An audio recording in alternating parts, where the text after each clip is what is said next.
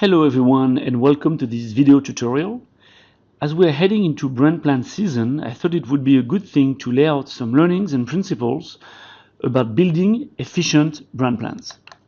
There are three session objectives. The first one is to capitalize on the most recent marketing science learnings to help local marketing teams build great brand plans.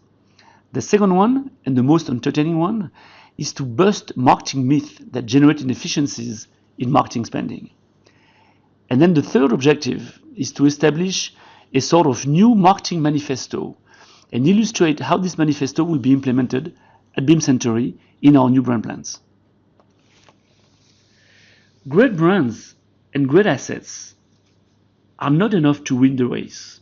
Winning, and especially when you are embarking on a new strategy like premiumization, requires a rethink of how we do marketing.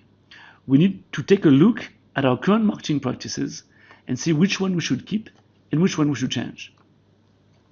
You know, marketers usually view themselves as very connected and very futuristic.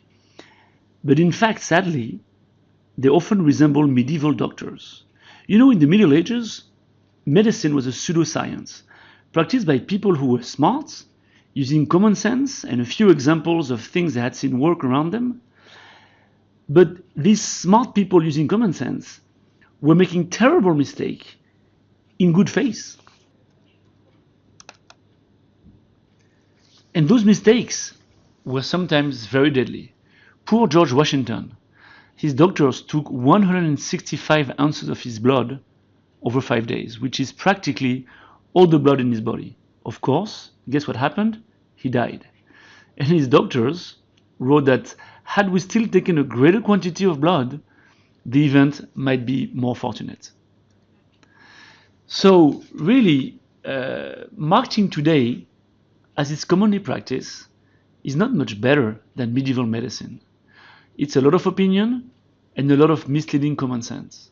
In fact, in the words of Joe Tripoli, the CMO of Coca-Cola, who cannot be accused of not liking marketing and marketeers, for him, marketing today is often unfounded theories of branding based on anecdotes and bad metaphors. To ensure we were doing proper marketing and spending our precious BI on the right activities, Beam Suntory has conducted a lot of proprietary research on return of investment of marketing activities. We have partnered with a company called MCA in many countries, in the UK, in Germany, in Spain, in Russia, soon in Australia, to find out what were the most efficient touch points or marketing activities, and also what were the minimum threshold levels that we need to spend in order for our activities to be visible enough by consumers. We also lucky in 2015 that there is a ton of good quality research available. Not just gurus giving their opinion, but really research based on analysis of hundreds of brands in hundreds of categories over decades. You have works by Philip Jones on advertising, by McKinsey on growth strategies, on Byron Sharp on penetration, on light and heavy consumers. You have fabulous work by the Boston Consulting Group, a document called No Shortcuts, that takes a look at all those marketing beliefs about brand investment efficiency, promotion, portfolio strategies, and tries to assess scientifically which of those beliefs are true, which are simply wrong. It's a fascinating read. So we are very lucky that we have at our fingertip all this great research that we can use to avoid making big mistakes in the way we spend marketing dollars. Going through this research has been quite a humbling exercise, I have to say. We have discovered that many of our marketing practices are in fact no better than when the medieval doctors were bleeding people when they had a fever, or using a frog to cure asthma. And I'm going to walk you through our main findings, and I hope you will find them as eye-opening as I have, because there are findings about everything we do in marketing, about consumers and brand. There are findings about some misconceptions we can have about premium brands. There are some learnings about how imprecise our knowledge of merchandising sometimes is. There are some discoveries about promotions.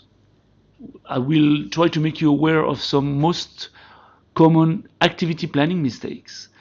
We're going to discuss advertising and sometimes the naive views that marketeers hold about advertising. And also, we're going to debate media planning and to see that many of the rules that marketeers use are simply unproven.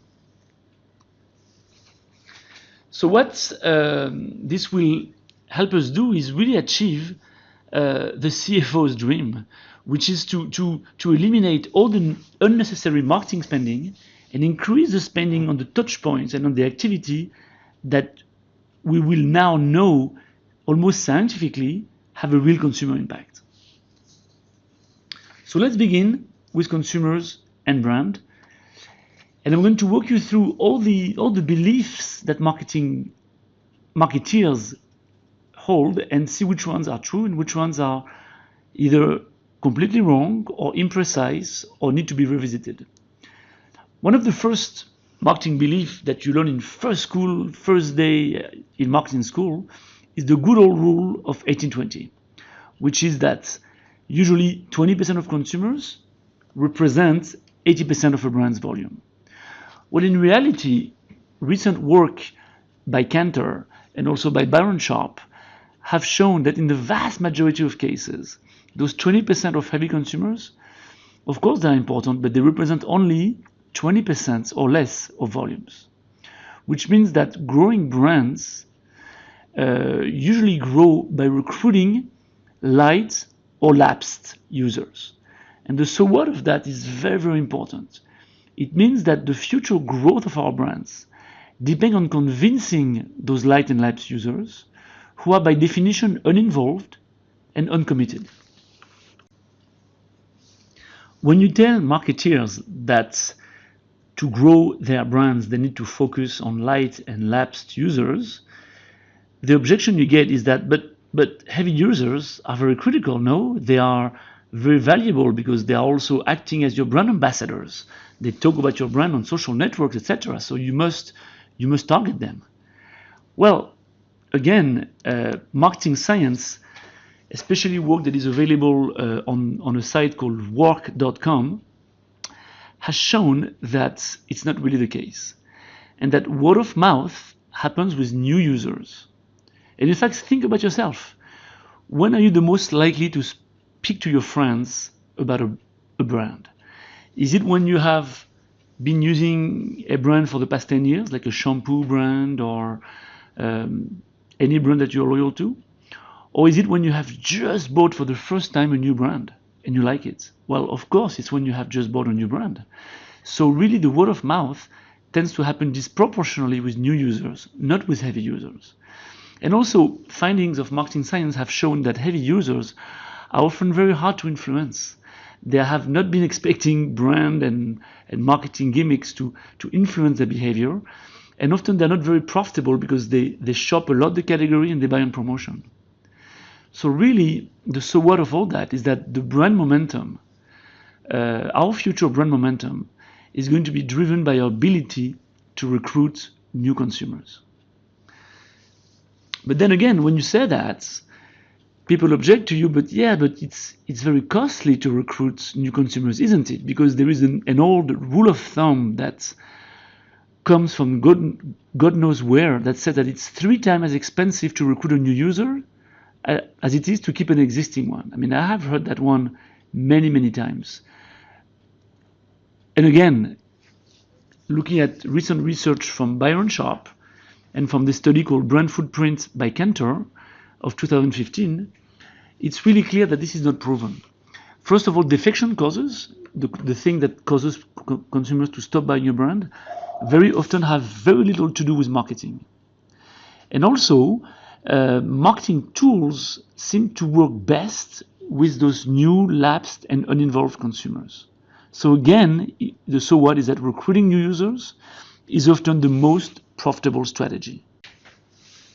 A great illustration of the value of going after broad targets comes when you compare what happened to McDonald's and Burger King between 2005 and 2010. McDonald's went for a very broad strategy, broad targeting strategy. They had the McCafe, they introduced salads, they had family menus, they played on pricing, they went for healthy menus, really trying to attract as many people as possible, going for an as broad target as possible. While at the same time, Burger King was doing the exact opposite.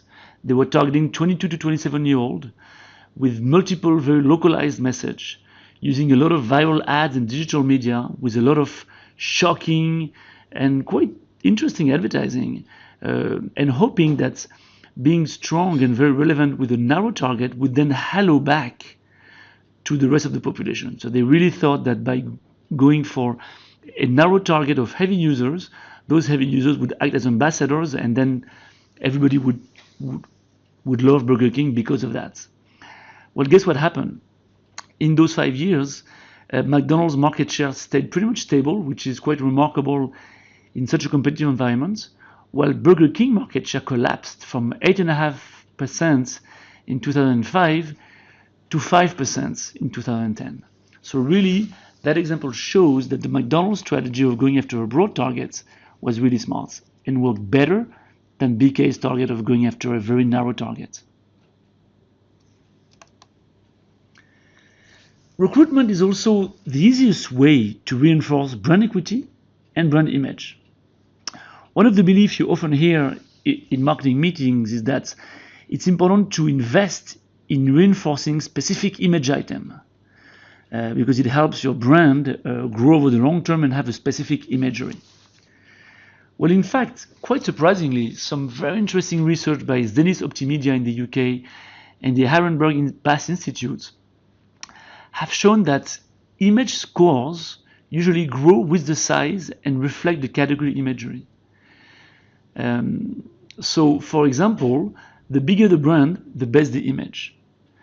And a brand that recruits new consumers will therefore almost automatically see its equity strengthen as long as the negative image items are removed. It's very important to fight if you have negative image items that your brand is perceived as low quality, for example. You should remove that. You should fight that.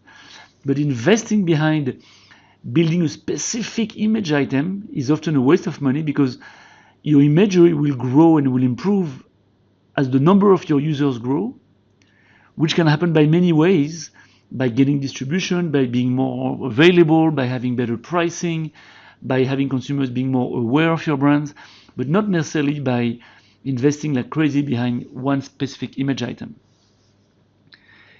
A good illustration of that is what is called the "my mom is the best mom" syndrome. It illustrates that imagery is very dependent on the size of your brand. Imagine a situation where you have 3 moms, Anna, Maria, and Andrea. Anna has, let's say, 5 kids. Maria has 2 kids. And Andrea has only 1 kid. You speak to the 8 kids and you ask them who is the best cook and who is the most beautiful mom. Well, guess what? Anna will obviously get the most votes. Do you really think that Maria and Andrea, should take cooking lessons or do any sort of cosmetic surgery? Of course not. Anna won because she has the most kids. Having the most consumers drive your brand imagery. Brands that are big almost always have the best image. And it's not because they have the best image that they are big.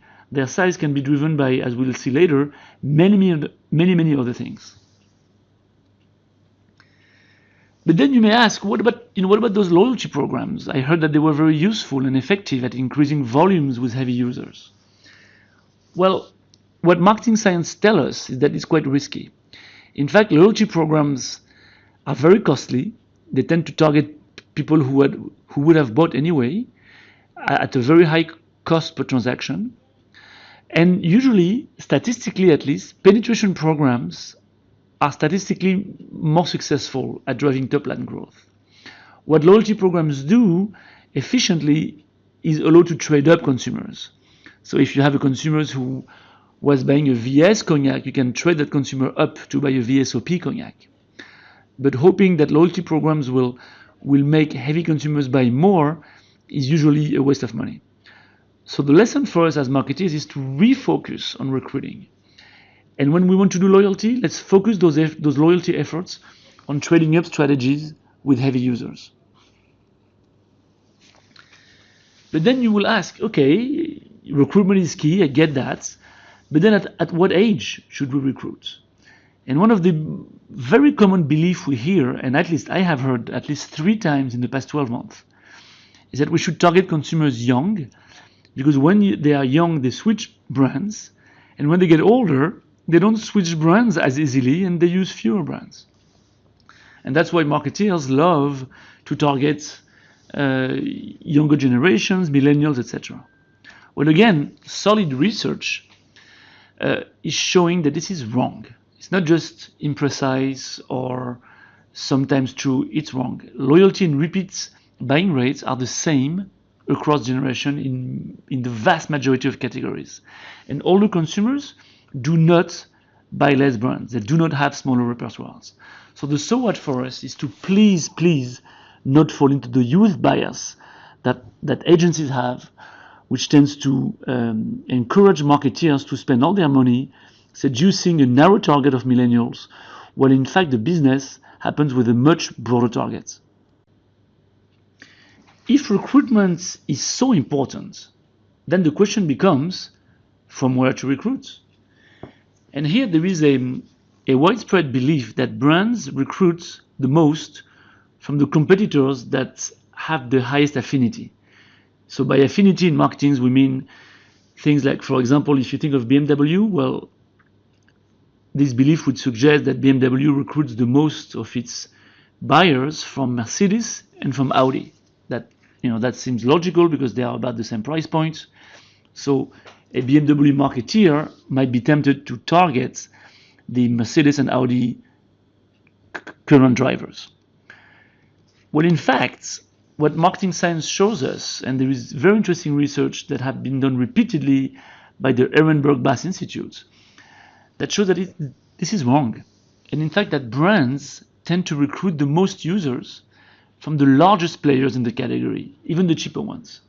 So to use our BMW example, that would mean that BMW recruits, and it's a fact, recruits the most, not from Mercedes and Audi, but in countries like France, for example, BMW recruits the most from Nissan, from Peugeot, a national brand, and from Toyota.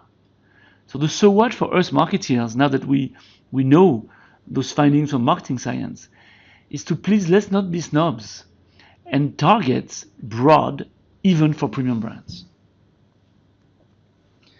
Getting real about consumers is fundamental, but getting real about consumers is also to admit that they care less about our brands than we would like them to.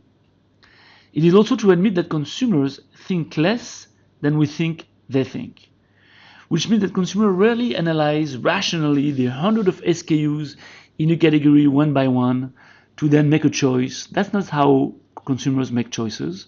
That's not how you make choices when you're in front of a shelf. What consumers do is that they make intuitive shortcuts, good enough choices. And really understanding the shortcuts that consumers make will help focus our marketing efforts where it matters, on the things that matter in real life, not in marketing textbooks. Think about yourself. When you shop for a product, what you do, what consumers do, is that they tend to copy what others buy, and what your friends buy, what celebrities buy. They tend to focus on one attribute to judge the whole. It can be an age statement, it can be a claim of naturalness, and you tend to assume that because a product has an age statement, it will be high quality, or because a product has a claim of naturalness, it will be healthy. Consumers tend to assume that there is a very, very strong correlation between price and quality. So if they buy Johnny Walker Double Black, they would assume that it's much better than Johnny Walker Black because it's sold at a higher price. And then they prefer what is always available and familiar. Not just that day when they shop, but products that they see often, that they are familiar with. They feel less risk about buying them, and they buy what is available and familiar. So what does it mean for us? Now that we know how consumers in real life make shortcuts to reach purchasing decisions, that we know they don't analyze every single SKU, but they take those shortcuts, we can do better marketing. We can, for example, get as many facings as possible, because that shows that you are the leader. And we can, when we are the leader in a category, we can tell consumers that we are the leader, #1 brand of bourbon, for example. Because we know that consumers focus on one attribute, we have to beware of the small details that can sometimes, especially in premium brands, completely destroy the brand perception. Those details can be a bad cap, it can be a bad looking display, anything that consumer will assume reflect our whole brand proposition, when in fact it's only one detail, but consumers do make that shortcut of judging the whole from one attribute. To really avoid that the price quality assumption that consumers make penalizes us, we should avoid too frequent promotions and too deep price discounts, because they tend to cue that our brand has low price and therefore has low quality, even when it's not the case. And lastly, because we know consumers prefer what is always available and familiar, we should really work hard and spend a lot of BI behind boosting awareness, gaining distribution and secondary placement, and improving merchandising. You often hear that marketing is all about giving consumers a good reason to buy.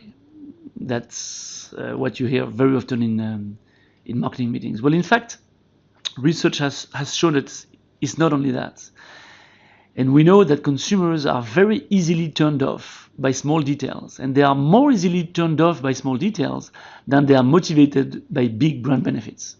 So before spending all your precious money on building grandiose imagery, make sure you pay attention to small things that can turn off consumers.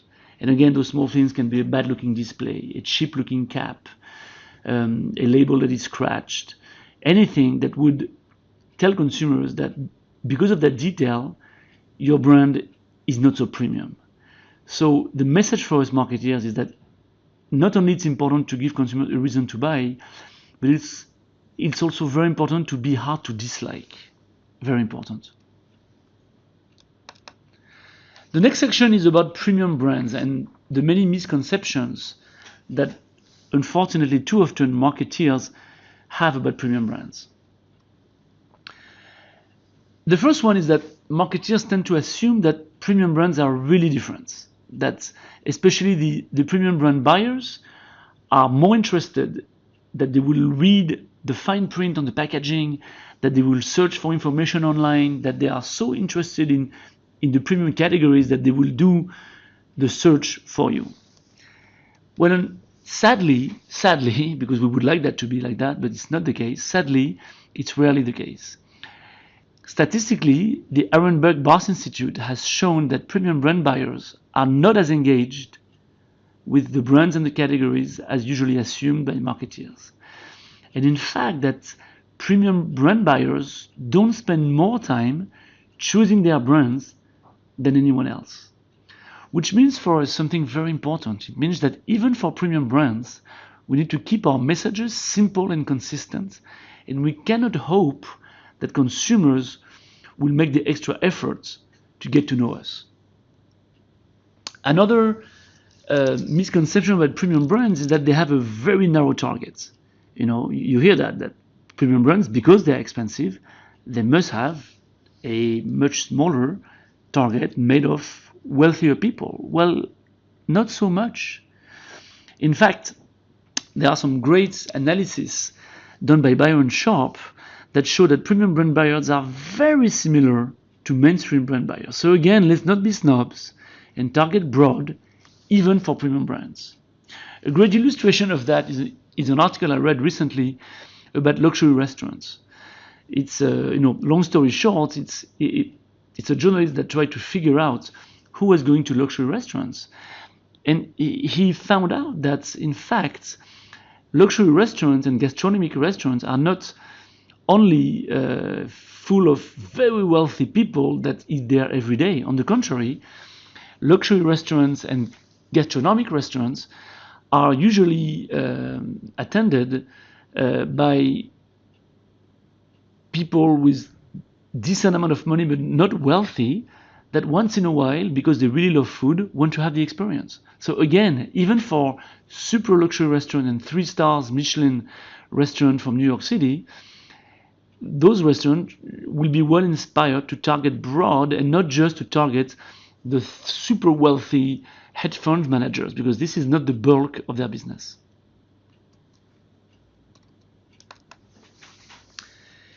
If we talk about merchandising now, marketeers unfortunately have a very imprecise knowledge of merchandising. One of the most common beliefs is on shelving.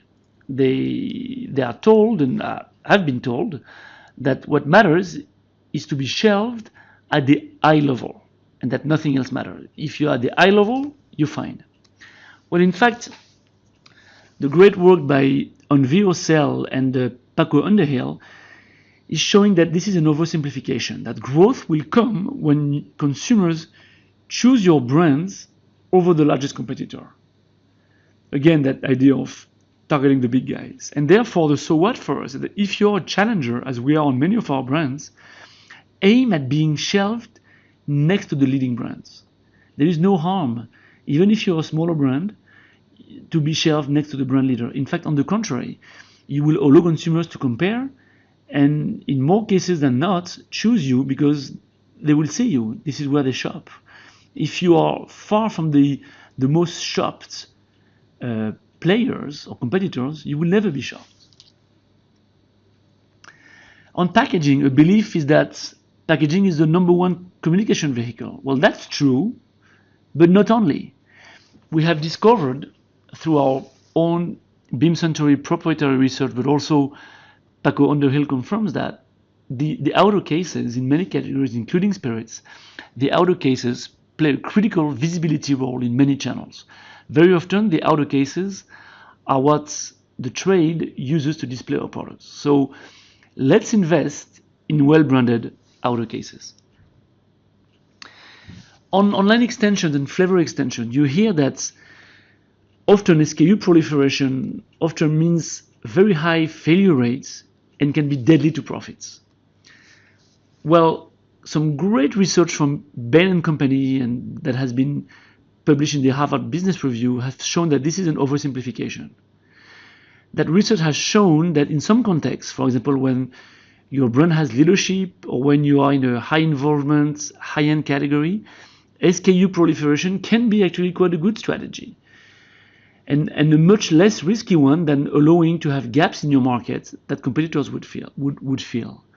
So the so what for us as marketeers of spirits brands and many premium spirit brands is that not all SKU proliferation is necessarily a bad idea. So let's be careful with those quick judgments. Sometimes you'd rather have a lot of SKUs that fill all the consumer needs rather than having your competitor launch a product and steal business from you. So, in fact, the tips for making the most of flankers, and those flankers can be flavor innovations or limited editions, well, there are 3 that can make those flankers have a great business impact and a positive business impact. One is to really make sure that when you launch a new flavor or a flanker, you always negotiate extra shelf space. It's very important that those flankers don't eat away from your existing shelf space, but actually are a good reason for you to justify increasing your shelf space. 2, use those flankers to generate incremental displays in in-store activities. And 3, make sure that they help fill all market needs, making, for example, the delisting of a competitors possible. if you and your brand feel all the price gaps that there is in the marketplace through flankers, limited edition, fractionals, and you offer the consumer a broad variety of choices, well, then some competitors could be removed from the shelf, and that will automatically, mechanically give you an increase in market share. So those are the three elements that help you make the most of the flankers, and at least not be as naive as saying that almost by definition, flavor innovation and flankers are bad because they are costly. Let's look at promotions now, and there are a lot of oversimplifications as well about promotions, and we're going to look at them.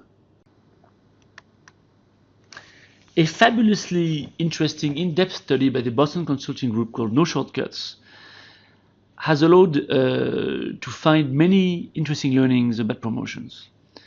And actually there are also some research by the Iron Bass Institute, Philip Jones, and some of those research are available on the work.com website. Those learnings are that, first of all, do not count on promotions to recruit new consumers. See promotions instead as a cost of doing business, because promotions tend to target or be beneficial to heavy users. They don't help recruit light, lapsed, and new users. And therefore, they are a cost of keeping your heavy users happy, but not a growth driver that will help you generate growth by recruiting new people. A consequence of that you should eliminate all money-losing promotions, because logically, if you cannot count on promotions to recruit consumers, and if it's a cost of doing business, fine, it doesn't mean don't do them, but eliminate the ones that per transaction will lose money.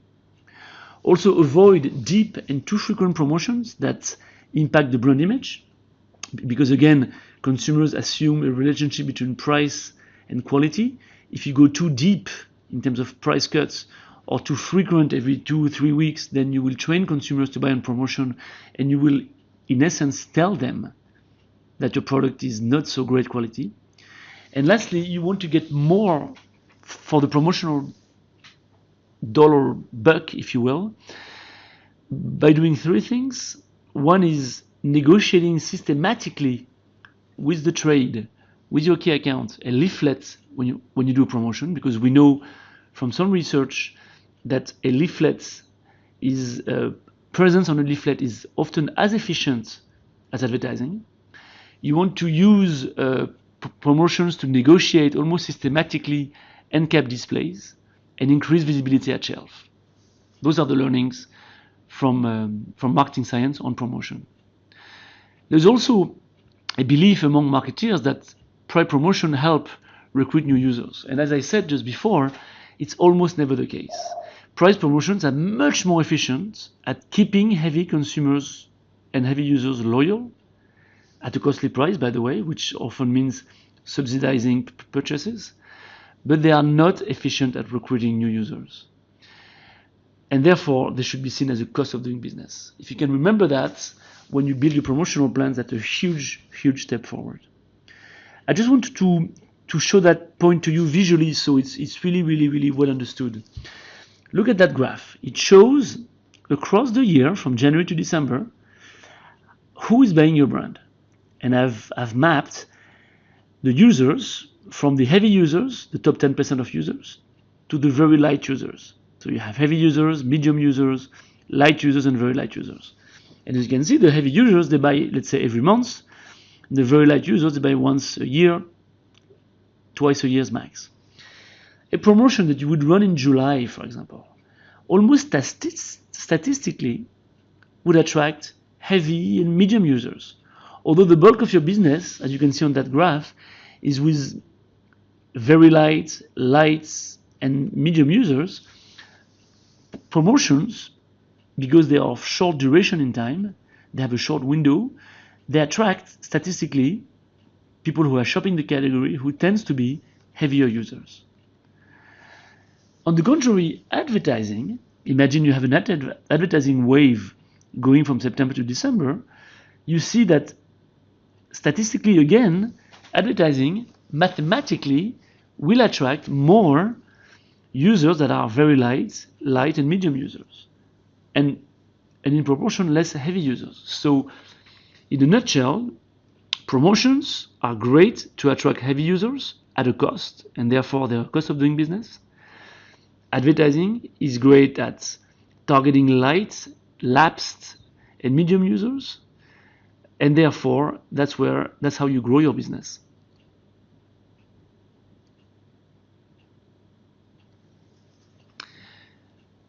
A question you then get is, okay, but then how to promote? And it's very often unclear how to promote. And there is a belief that sometimes it's better to promote one format at a time, for example, a 70 cl, then a 1 liter, then a 1.5 liter, so that you always have something going on. Well, we've done some precise research on that internally here at Beam Suntory, and we have realized that, in fact, no, promoting the whole lineup leads to significantly improved impact and less cannibalization. So in our case, for example, when you do dual promotion, when your whole lineup, or at least your 0.7 liter and your 1.5 liter are promoted together, the uplift in sales is dramatically higher. So the so what for us marketeers is dual promotions work great in spirits, so try them. Let's now look at activity planning. Activity planning is a very fundamental activity that most of you struggle with every year because it's a hard task. There is no science behind it very often, and it's very judgmental, and everybody has an opinion. So when it comes to choosing which brand to invest behind, a common belief is that it pays to invest behind the biggest brand. And it's quite reassuring. You know that you will invest behind your bigger brand. That sounds like a safe strategy. In fact, what the BCG No Shortcuts study has shown is that this is an oversimplification. What they found out is that brand return of investment has little correlation with size. And what they have also found out was that brand investment on growing brands in growing categories has usually a higher ROI. They're not really sure why, but what they notice is that statistically, in a large number of cases, when you invest behind brands that are growing and in growing categories, the ROI is higher than if you invest in brands that are declining and or in declining categories. So what for us, when we are planning our portfolio investments, when we're choosing between investing behind brand A or brand B or brand C, is to invest disproportionately behind growing brands with the best assets in the growing categories. When it comes to building a calendar, marketers sometimes think, and again it's reassuring, that it's important to have always something going on the plan for the consumer. An ad 1 month, then the next month you have a promotion, the next month you have a trade events, and it feels that your plan is very full and it covers the whole page and it feels safer. Well, that's very misleading. The work that Philip Jones has conducted using decades of research and data is that what works best is what he calls synchronization, meaning if you're able to have your off trade, your on trade, your advertising, your promotion all happening at the same time, the return of investment is higher by up to 40%, which is absolutely enormous, meaning that instead of spreading activities across the year, being able to synchronize them at the same time will give you a big boost in your marketing return of investment. And when I say synchronize, I don't mean that, okay, you have an advertising in the first half of September and an event in the last half of September and that's good enough. No.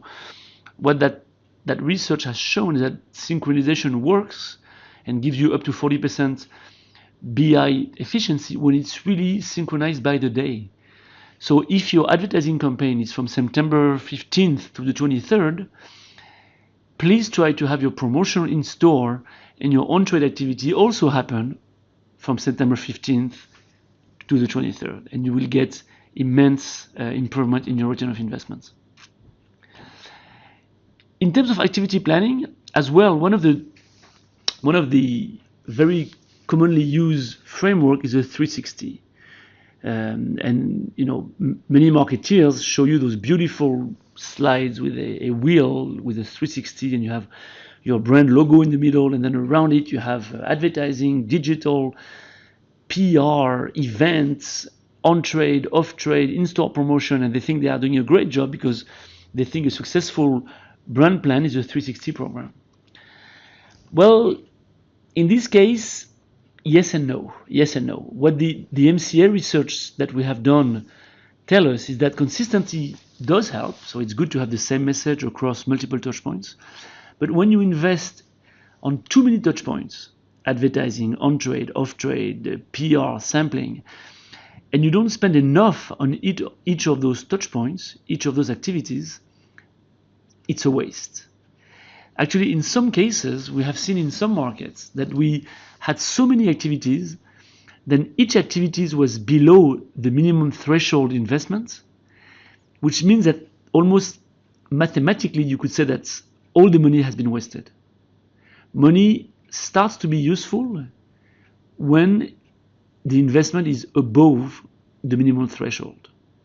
So the big so what for us, and again it's a mistake we see in many brand plans every year, especially coming from smaller brands in smaller markets that try to spread very thin their BI on many things, is to let's make sure we don't market a small brand as we would a big brand. It's not okay for a small brand in a small market to have a marketing calendar that looks like the one of Pepsi or Coca-Cola. So we should eliminate all the small activities and concentrate them on big ones where we can spend a lot of money behind, that we will be guaranteed to go above the minimum spending threshold. And if you couple that with synchronization, then you have a truly efficient brand plan. Let's now turn to advertising. Another great example of marketing propaganda, of medieval marketing, is the belief that TV ads should always contain a USP, a unique selling proposition or a call to action, and have good recall. Well, surprisingly, multiple research and very serious ones have shown that ads do not need a USP, or even they do not need high recall to make your brand part of the consumer's consideration set. It's a mental phenomenon called low involvement processing.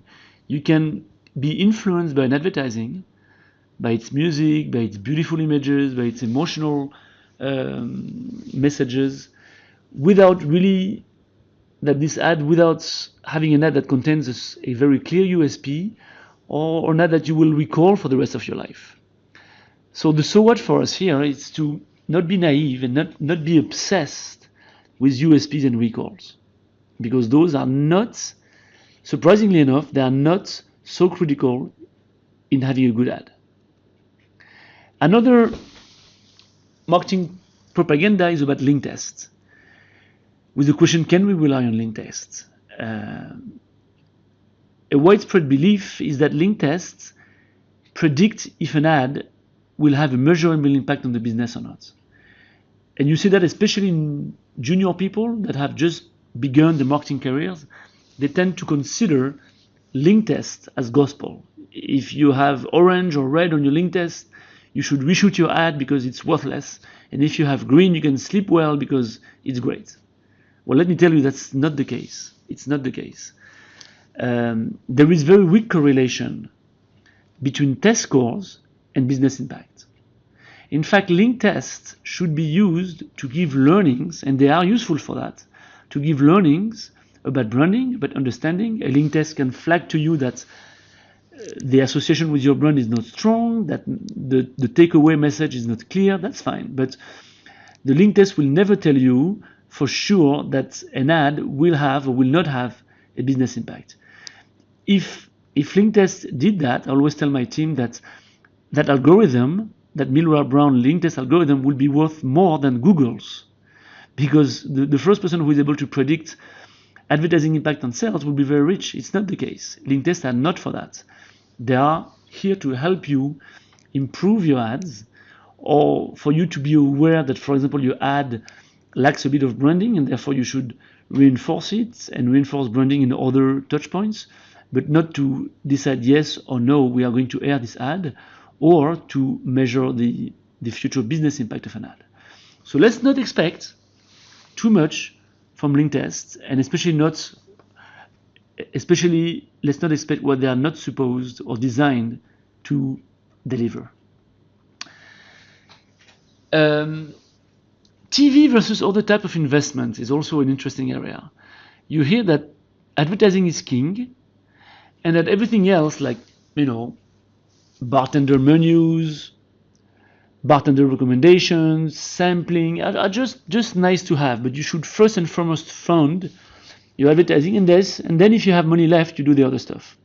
Well, let me tell you, that's silly and that's very pretentious, because our very scientific MCA research from last year have shown that presence on the menu, bartender recommendations, and sampling are the most efficient touch points in influencing consumers, influencing their purchase and their brand choices.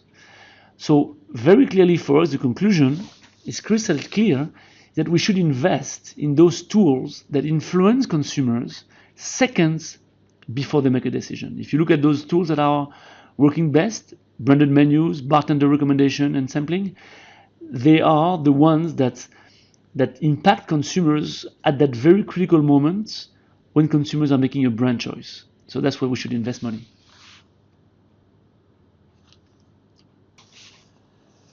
Media planning is also an area where there are a lot of unproven rules, rule of thumbs, beliefs that are passed on from generation of marketeers to generations of marketeers, and that are unfortunately not always true.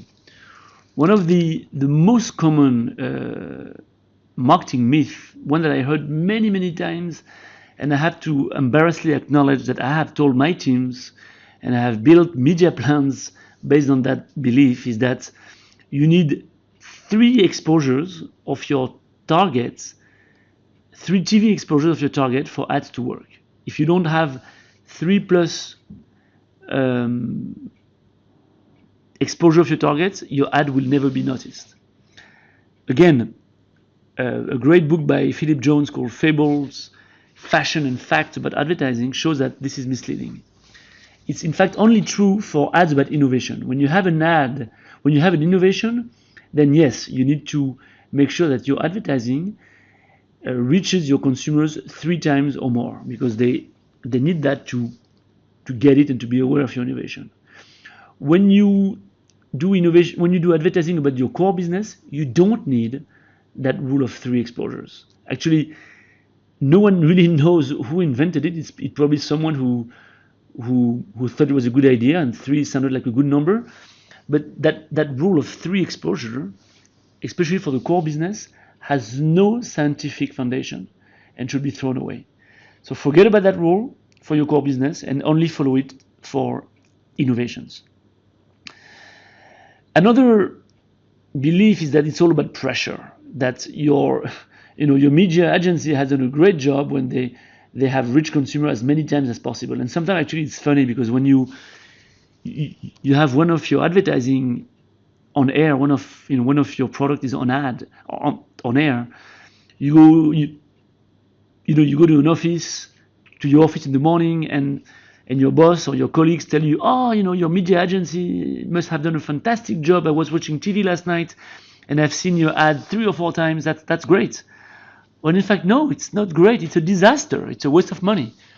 Because what we know scientifically is that 1 exposure per week is best. If any consumer sees your ad more than once a week, that's overexposure, it's overinvesting, and it comes at the expense of the duration of the campaign. And therefore it reduces the overall impact of your campaign. So if you or your colleagues or your boss see your ad 3 times in one evening, or even 3 times in a week, that's 2 times too many. So make sure that when you speak to your media agency, you brief them to limit the consumer exposure to once a week. And the savings they generate by doing that, they should invest it to expand the duration of the campaign in order to reach, again, we are closing the loop, those light and lapsed users who don't shop very often the category, and therefore you need to have the longest media plan as possible. So in terms of deciding how much to spend, one of the temptation when you have an ad that is not so great, that has a weak cut through, is to spend more so that at least it gets noticed by consumers. And I'm saying that it's a very real example. We had in one of our countries in Europe last year, one of our ads was not performing well, and the recommendation from the media agency was therefore to increase the number of GRPs, to increase the TV ad pressure to precisely compensate for the weak cut through of the ad. But again, research shows that this is a waste of money. Overinvesting behind a weak ad has never produced good results. When you have a weak ad, just get a new ad. And you should demand high quality assets from the international brand team. About measuring results, many marketing directors, and in the past, myself included, say that you can only measure the impact of an advertising campaign over the long run because equity moves slowly and you can't really judge any marketing campaign after 3 months. Well, let me tell you, that's really wrong. And again, Philip Jones' work have shown that ads and most marketing programs have an impact very quickly, anywhere between 2 and 4 weeks. Or when they don't, chances are they will never have an impact. There is a caveat though. It's not because you have an impact that you can see that impact in the tools you use, like Nielsen or IRI or these kind of tools. But the ad will have an impact on your consumer. So if you have the proper tools, you should be able to see that impact almost immediately. So the so what, and I shouldn't say that, but I will, don't be patient with your marketing team. If the investment don't pay back quickly, if you don't see any measurable impact in your Nielsen, in your sales, anecdotal evidence, chances are your campaign is not working, and you should change it. A thing that you often hear is that TV is dead. TV as an efficient mass media is dying. That you should instead invest all your money behind Twitter, Pinterest, Facebook, and you have a lot of agencies filled with young people that tell you are completely behind and you should forget about those old media, it's dead, and now everybody's on mobile and this is where you should spend the money. Well, that's silly. That's really silly because TV has been proven up to very recently, up to 2015, as a very effective media to reach a broad audience. It's key to achieve reach, and it's also a key driver of word of mouth. Guess what do people speak the most on Twitter about?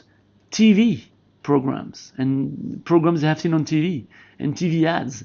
So throwing away TV and replacing it by only digital media is a big mistake, because TV reaches a broad audience at a very low cost. And this is precisely those people, those many lapsed and light users that you want to reach. And TV does that very well. So TV should probably remain a central part of your media plan. I'm not saying, of course not, to not consider digital, and probably you're not spending enough in digital, in mobile, in VOD, in many great new media channels. But being extreme in saying that TV is dead is silly and naive at best. Let's talk about Facebook a little. You sometimes hear that with Facebook, and by doing some great marketing engagement programs, you will reach the majority of your targets. Well, in fact, sadly, because we would all love that, sadly, that's not currently the case. There's a great article by Karen Nelson Field that you can find on the internet called What's Not to Like, that looks at data. And she demonstrated that even for brands with the highest Facebook activity, like Coca-Cola, for example, the reach is less than 10% of their total targets. If you take Coke, they're consumed by 4 billion consumers. And I know that they don't have 400 million Facebook people who like them. So even a brand like that doesn't have 10% of their total targets covered by Facebook. So again, the lesson here is, of course, like TV, don't throw away Facebook. That would be silly. But don't expect Facebook to do what it's not intending to do, which is to reach a very broad target. You should give Facebook and digital media in general their proper role. The latest marketing science actually shed some very interesting lights on digital and social media channels. They tell you that there are great things about digital. For example, that digital media and programs can bring you new and additional targets, those very hard to reach targets, like millennials, for example, that you can increase your reach by using those relatively new form of media. That also it allows you one-on-one communication, and therefore it can allow you and your brand to communicate detailed information about your brand, especially for high involvement premium brands. For example, I've read somewhere that Chinese consumers often spend a lot of time online learning about the products before they buy them, much more than any other consumers in the US or in Europe. And of course, you can generate free contacts. You can generate earned or free media using digital and social media. But the dangerous or the naive views of digital would be to overpaying for low reach. You have some agencies that are great at selling you at obscene prices some very targeted media, but when you do this simple math, it doesn't pay back. We had that example with mobile in Germany last year. Another mistake is to overestimate the reach. The example I gave about Coca-Cola Facebook fans. And also, it can be about a risk that you have in digital media is to confuse consumers with too many fragmented, cool messages that each individually are cool, but don't write really a new page in your brand history. They don't build on each other to really build your brand equity. So what about cinema then? You hear very often, actually you don't hear very often about cinema, because most marketeers and many media agencies tell you that cinema advertising is too expensive to be seriously considered. Well, that's an oversight. Research by Zenith Optimedia has shown that cinema tends to reach people who don't watch a lot of TV. And therefore, a presence in cinema or having a wave of cinema in your media plan is going to be critical in reaching your full targets of light and lapsed users, many of which don't often watch that much TV. And the same is true for VOD. VOD allows you to be a good complement to TV because it reaches a target that doesn't watch regular TV all the time. So consider cinema and VOD as they allow to reach complementary targets. So there are really three changes that you can bring in the way you brief your media agencies. One, in terms of structure, you can tell them to move to continuous exposure instead of doing bursts and having a pressure that reaches consumers once a week, that minimize the over-frequency of anything above once a week. So you don't need to have very intense ways, but you can move to continuous advertising that will allow you to reach many light and lapsed users. In terms of media channel, avoid those low reach, very expensive media channels. Challenge digital as you would any other media. It's not more noble than TV or outdoors. And consider cinema. And lastly, in terms of media and KPIs, broaden the targets. Make sure you don't tell your agencies to only target millennials or LDAs to 35, but look at all the targets because sometimes this is where the money is. And also tell your media agency to start buying against media metrics and rich metrics as opposed to GRPs only. Being able to target a broad audience is going to be very critical. All these learnings from marketing science, from fact-based studies, suggest a clear mission statement for local marketing teams. The first element of that mission statement is to not overestimate consumer interest for your brand, even premium brands. Consumers really don't care about your brands. Their engagement level is very low, much lower than you think. Another finding, or another piece of this new marketing manifesto, is to reach as many potential consumers as possible. Go broad and trade heavy consumers up. 3, make the brand easy to buy and hard to dislike. 4, understand consumers' decision-making shortcuts. Those common sense things that consumers do to select their brands. And invest to make your brands available and familiar. Spend smartly on growing categories and on brands with the best assets. Systematically ask for more bang for your buck on promotions and try dual format offers. Give priority to tools that influence consumers seconds before they make a purchase. We talked about sampling, bartender recommendations, presence on the menu. Concentrate spending and synchronize it. Because when you do that, instead of spreading your spending throughout the year and fragmenting it on small activities, you will get a very, very efficient brand plan that will make a big difference for your brand. So, all those learnings are very good, but you would tell me, okay, what is Beam Suntory doing to apply those learnings in the way you guys create advertising, create innovation, create new assets, and deploy them? Well, let me show you just as an example for Jim Beam. The learnings around broad target, being hard to dislike, being easy to buy, the learnings on promotions, on the consumer decision-making shortcuts, and on the touch points are translated into new behaviors for our brands. First of all, broader targets, we have this new taste claim that we are using now across the international region that helps with recruitment of consumers who don't necessarily know bourbon, but being attracted by that taste claim, they will try bourbon. So it's really a strategy aimed at recruiting light users and non-users. We are implementing a new type of media plans. We are walking away from big bursts of very intense ad pressure to continuity planning, using cinema in some markets throughout the year, so we can reach consumers once a week, but for many weeks.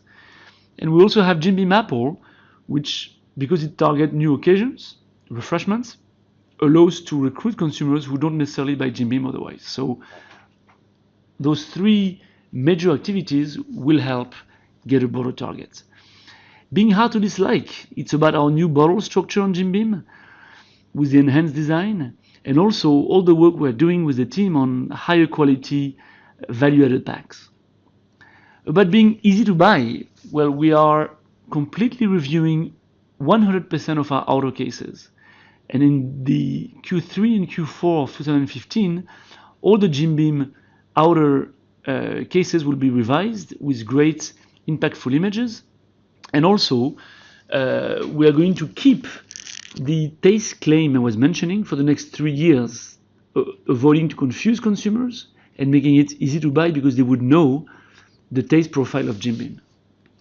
On promotion, we are encouraging every market to use dual promotions of 0.7 and 1.5 liter. On consumer decision making, we are going to aim for the look of the liter because we know consumers tend to love liters. So we're going to aim at this look of the liter with our great merchandising platform called Bourbon Legend. And in terms of touch points, we have in our toolkit better sampling and on-trade activity tools. And also, the Jim Beam team has been developed a new program for the on-trade for bartenders called Bartenders for Bourbon. And we know how important bartenders are in the decision making of consumers. So all those show you that on every area of learning, broad target, hard to dislike, easy to buy, promotion, consumer shortcuts, and touch points, we are walking the talk. So also, we are making our brands easy to remember by giving each of our brand a very simple big idea, an idea that you could explain in one sentence. It's make history with Jim Beam. It's the toast of Paris in the golden age with Courvoisier. It's the AAA spirit with Auchentoshan. It's this idea of high malt content with teachers, the Mediterranean spirit of Larios, and the opinions welcome of Lafroig. All those, being so short and precise, will be very easy to remember by consumers, and therefore making our brands easier to buy. We're also working to make our brands harder to dislike with flawless packaging, by renovating teachers' look and feel and structure, by giving Larios a great, more premium pack and graphics, and by revamping entirely the look and feel of our tequila brand Sousa. We're also giving small brands a merchandising advantage by launching 2 merchandising innovation, one on bourbon with Bourbon Legends that really host under one roof, on one display or one shelf, many of our bourbon brands in a very impactful manner.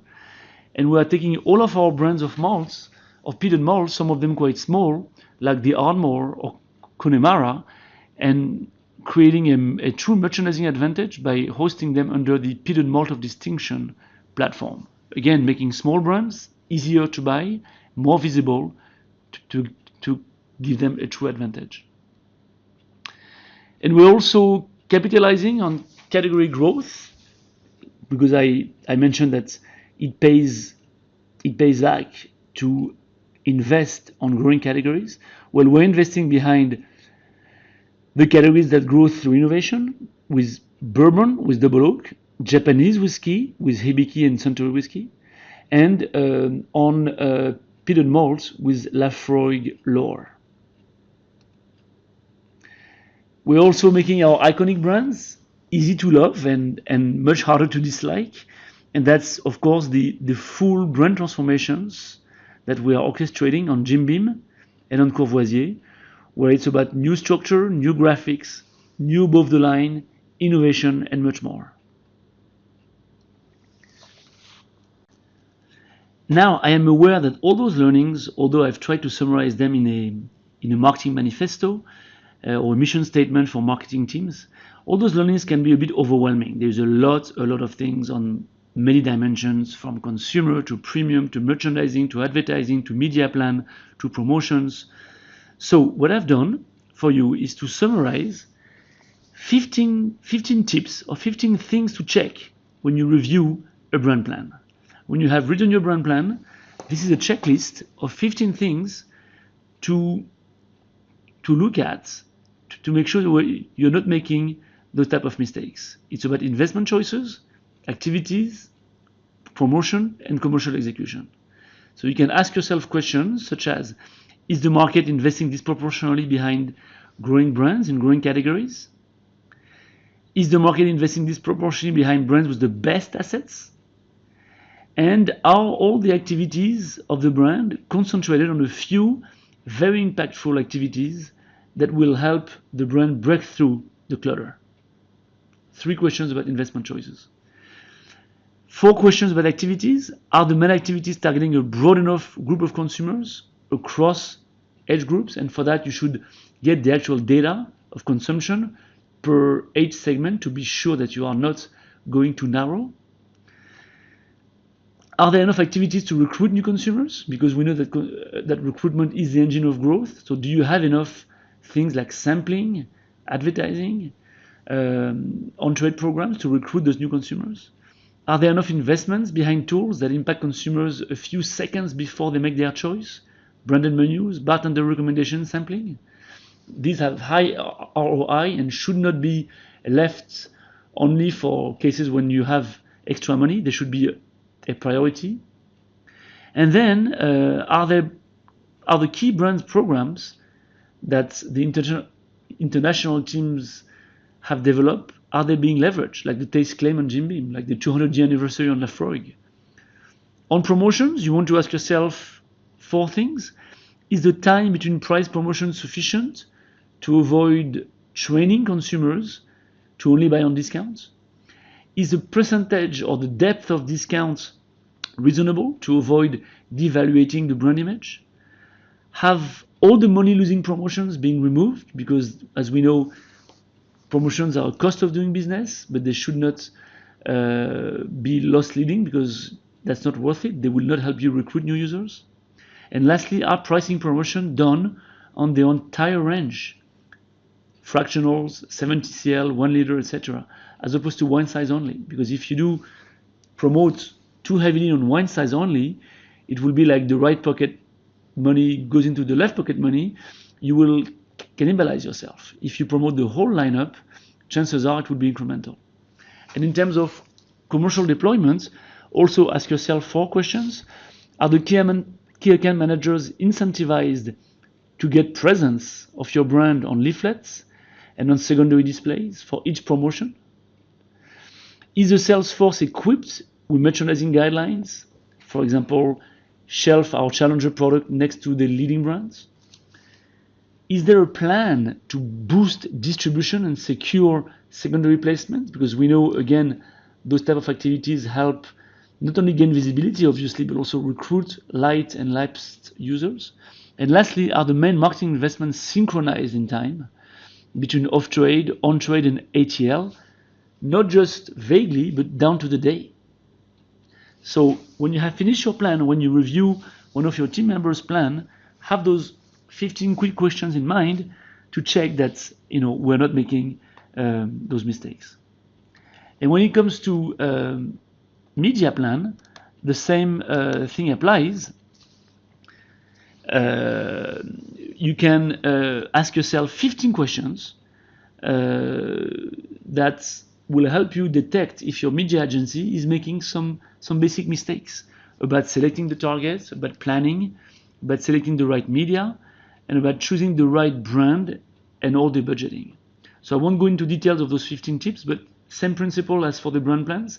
When you receive a media plan from your agency, just screen it with those 15 questions in mind, and you will see that you probably have better conversations with your media agency. Now that you have seen all the marketing science learnings, that you know how to avoid the most common mistakes, to avoid not falling into the most common traps, that you can behave no longer like medieval doctors, but like 21st century practitioners, all I can tell you is it's your turn to build those great brand plans and take our brand to the next level. And as we say at Beam Suntory, Yatemina Hare.